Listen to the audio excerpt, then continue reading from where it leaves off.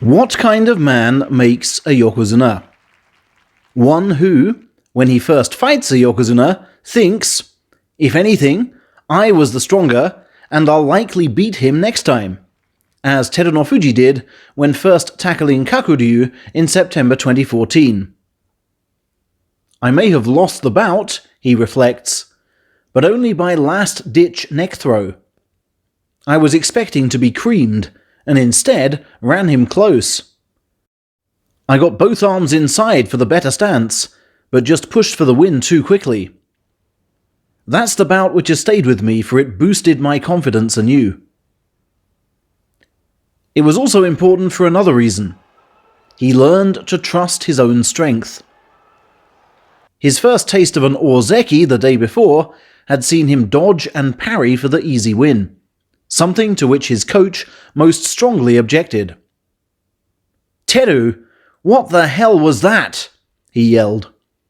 "That was your precious chance to test your strength against an ozeki, and all you thought about was the easiest way to win. Aren't you supposed to be aiming higher?" Teru's eyes were as opened as he wished his ears were closed. Thus, against Kakuryu, he would gladly test his strength and learn, thereby sanding a key plank of his yokozuna values. Within a year, he'd not only beaten Kakuryu, but Hakuho too, and won his first top division title in May 2015, just 24 meets on from his debut. That's quicker than anybody else except Asashoryu and Takanohana. The cup came his way so quickly, he says, because his training setup was ideal. To deal with speed and strength combined, he took on Harumafuji. To learn techniques, he worked with Aminishiki. To gain resistance, he took the shoves of Homarefuji. To hone his belt skills, he tussled with Takarafuji. And to cope with awesome movement, he went with Terutsuyoshi. "We were such a solid team," he wistfully recalls. "If Harumafuji was chasing the title, although we had our own aims, we tried to take down Hakuho for him. And when I went for the title, he took down Hakuho for me." Thus emerged a key theme for Teru's future title speeches.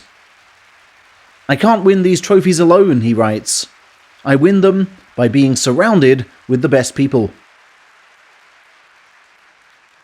The May 2015 trophy, he tells us in the prologue, took him to ozeki at just 23, making him the first man born in Japan's Heisei era to hold the rank.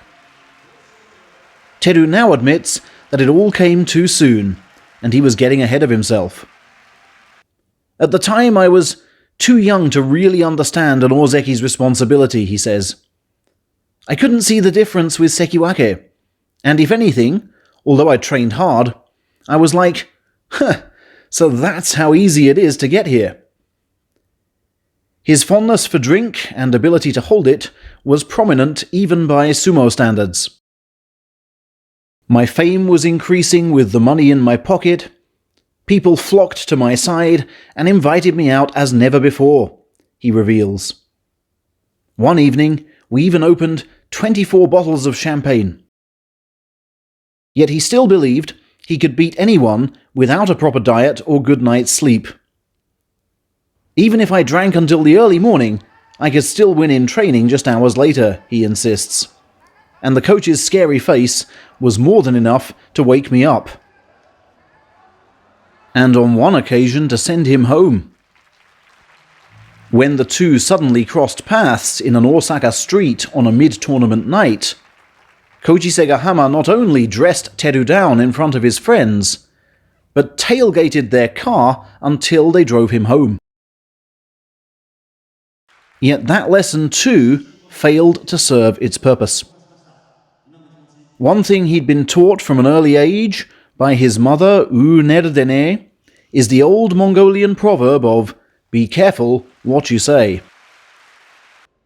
It means good things happen to those who say good things, and bad things happen to those who say the wrong things, She writes in the book as guest contributor, "As a child, a remarkable amount of what my boy said, like, 'I'm going to take you overseas,' came true. So I told him to keep saying positive things."